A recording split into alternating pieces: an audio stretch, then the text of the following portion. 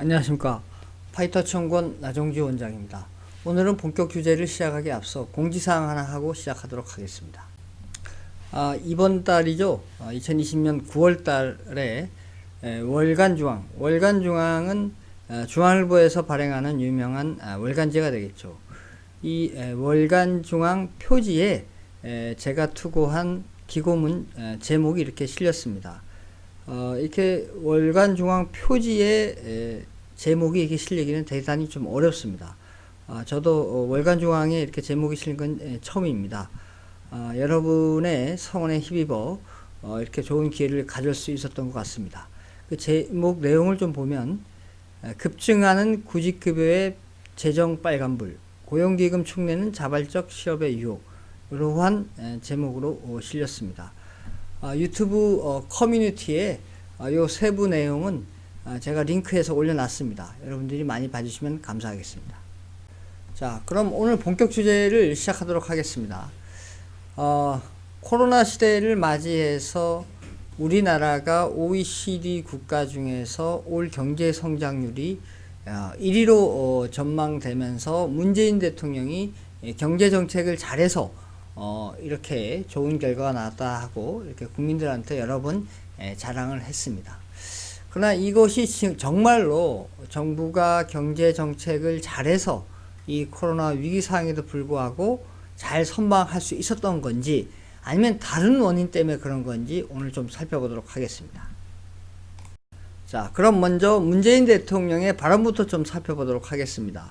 8월 11일에 문재인 대통령은 집중호우 긴급점검 국무회의에서 확장 재정에 의한 신속한 경기대책과 한국판 뉴딜의 강력한 추진으로 OECD 37개국 중 올해 경제성장률 1위로 예상될 만큼 가장 선방하는 나라로 평가받고 있다라고 말을 했습니다.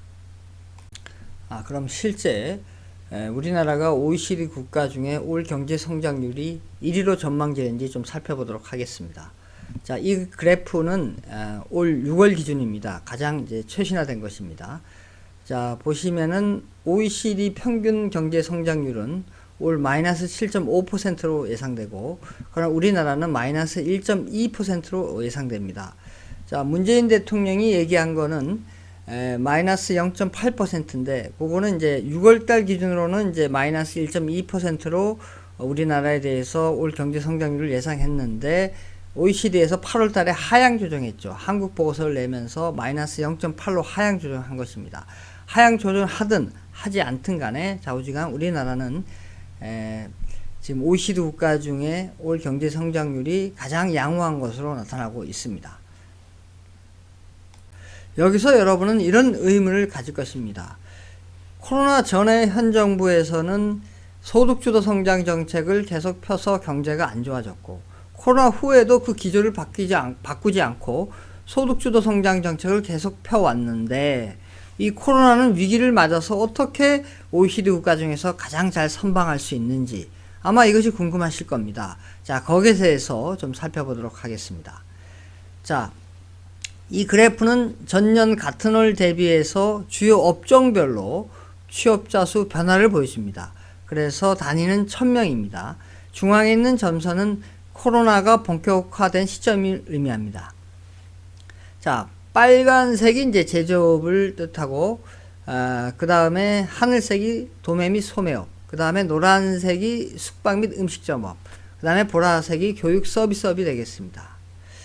자, 제조업을 제외하고 나머지 업종, 그죠? 서비스업이죠. 이 서비스업들은 코로나 전 대비해서 코로나 후에 취업자가 크게 하락했다는 것을 알 수가 있습니다. 그러나 제조업의 경우에는 코로나 전 대비해서 후에 큰 변화가 없습니다. 자, 그러니까 제조업은 코로나 위기를 닥쳤을 때 큰 타격을 입지 않았다. 다른 업종에 비해서. 자, 이게 좀 이상하지 않습니까? 그 원인은 다음 슬라이드에서 보여드리도록 하겠습니다. 그것은 바로 제조업은 자동화가 잘 되어 있기 때문입니다. 자동화가 잘 되어 있다는 것은 비대면을 하는 업종이라는 얘기죠. 반면 서비스업은 사람을 상대로 하기 때문에 대면을 많이 하는 그런 업종이 되겠죠. 그러니까 대면을 많이 하는 업종은 코로나 같은 전염병이 번지니까 그 피해가 극심하겠죠.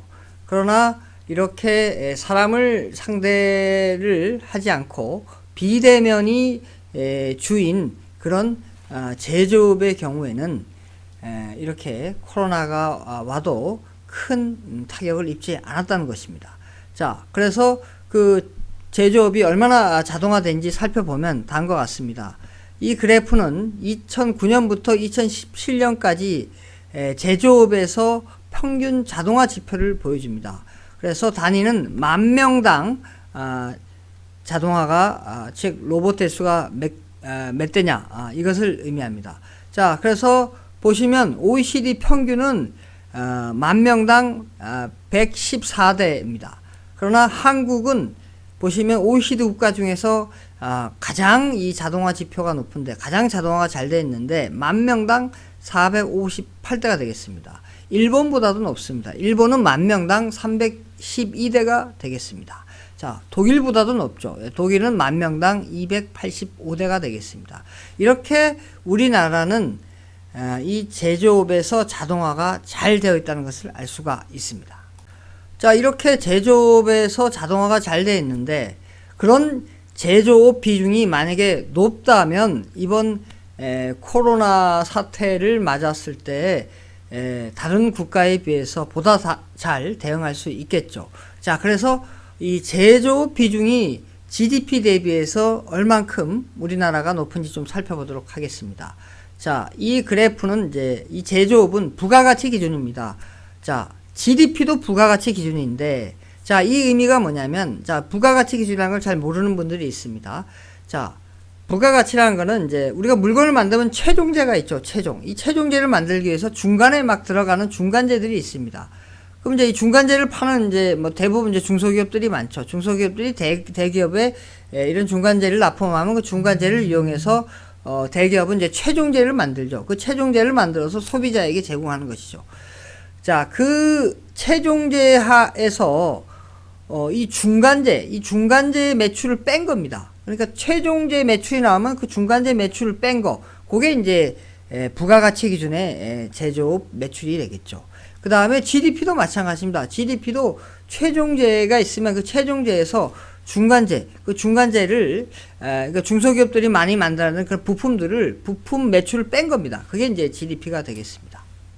그래서 GDP 대비해서 제조업 비중이 얼마인지 살펴보면 다음과 같습니다. 자, OECD 평균은 자 14.4%가 되겠습니다. 그러나 우리나라는 25.4%로 OECD 국가 중에서 이게 2019년 데이터인데 2019년 기준으로 이제 36개국입니다. 2020년에는 이제 37개국인데 OECD 국가가. 그래서 2019년 36개 국가 중에서 우리나라가 두 번째로 GDP 대비 제조업 비중이 높습니다. 그러니까 첫 번째는 아일랜드가 됐는데 30.8%가 되겠습니다. 가장 낮은 나라는 룩셈부르크로서 4.6%가 되겠습니다. 자, 반면 그럼 우리나라는 이제 서비스업 비중은, 그러니까 사람을 많이 상대로 하기 때문에 대면 접촉을 많이 하는 그 서비스업 비중은 어떨까요? 좀 살펴보도록 하겠습니다. 이것 또한 이제 부가가치 기준이고 2019년도 데이터입니다. 자, OECD 평균을 보면 63.3%입니다. 상당히 높죠. 자, 우리나라는 어떨까요? 56.8%입니다. 자, OECD 평균보다 좀 많이 낮습니다. 자, 1위는 누구냐? 룩셈부르크로서 79.2%가 되겠습니다. 자, 그리고 가장 낮은 국가는 이제 헝가리로서 55.3%가 되겠습니다. 그러니까 우리나라는 가장 낮은 55.3%인 헝가리하고 비슷한 수준 56.8%를 유지하고 있습니다. 그러니까 OECD 국가 중에서 이 서비스 비중이 상당히 낮은 국가에 포함되고 있습니다. 그러니까 우리나라는 다시 말씀을 드리면 제조업 비중이 다른 나라 국가에 비해서 높고, 즉 비대면 접촉을 하는 제조업 비중이 상당히 높고, 사람을 많이 상대로 하는 그런 서비스 비중이 OECD 국가들 비해서 그 비중이 상당히 낮다는 것을 알 수가 있습니다. 자, 이 그래프는 미국과 일본의 서비스 비중인데 앞에서 그 서비스 비중을 살펴볼 때 미국과 일본은 데이터가 가용하지 않아서 살펴보지 못했습니다. 그래서 데이터가 가용한 것만 추려내서 좀 살펴보면 다음과 같습니다. 자, 미국이 빨간색이고 일본이 파란색입니다. 자, 미국은 이 서비스 비중이 최근 들어서 증가했고 일본은 좀 하락을 했습니다. 2017년도 기준으로 볼 때 미국은 GDP 대비 서비스 비중이 77.4%고 일본은 69%가 되겠습니다. 둘 다 OECD 평균인 63%보다 높습니다. 자, 미국은 상당히 높죠. 이렇게 사람을 상대로 하는 대면 접촉하는 그 비중이 높으니까 올 경제 성장률이 마이너스 7.3%로 상당히 하락하는 것으로 예상되고 있고 일본의 경우에도 마이너스 6%로 하락하는 것으로 예상되고 있습니다. 결론적으로 말씀을 드리면 코로나 위기 상황에서 OECD 국가들 중에 올 경제 성장률이 우리나라가 1위로 전망되는 것은 정부가 경제 정책을 잘 펴서 그렇다고 하는데 그런 것 같지는 않습니다. 왜냐하면 다른 나라도 확장적 재정 정책을 펼 거예요. 즉 돈을 많이 푸는 정책을 했습니다. 우리나라보다 훨씬 더 많이 푼 나라가 꽤 있습니다. 더군다나 이 정부는 소득주도 성장 정책을 펴서 경제가 악화된 상황에서 코로나 상을 맞았고 코로나 상을 맞은 이후에도 소득주도 성장 정책 기조를 계속 유지했습니다. 그렇기 때문에 이런 상황 하에서 우리가 다른 국가보다 경제를 잘 선방할 수 있었던 원인은 정부의 경제정책이 아니라는 거죠. 다른 원인이 있다는 겁니다. 그것은 바로 우리만이 가지고 있는 독특한 경제 구조 때문에 그렇습니다. 우리는 다른 나라보다 제조업 비중이 상당히 높습니다. 아까 보신 것처럼 OECD 국가에서 두 번째로 높습니다. 제조업은 서비스업과 다르게 사람을 상대로 해서 대면 접촉을 하는 게 적습니다. 즉 비대면 접촉이 많은 그런 업종이 되겠습니다. 자, 또한 우리나라는 이 제조업에서 자동화가 가장 잘 되어 있는 국가입니다. 그렇다면은 더욱더 대면 접촉이 적은 그런 우리 제조업의 특성을 가지고 있는 것입니다.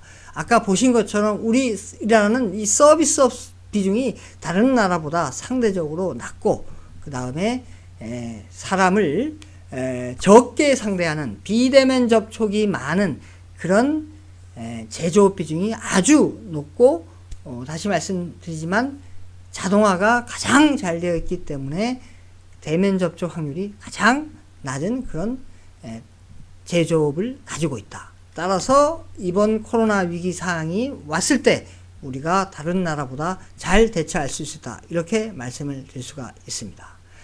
오늘은 여기까지 하겠습니다.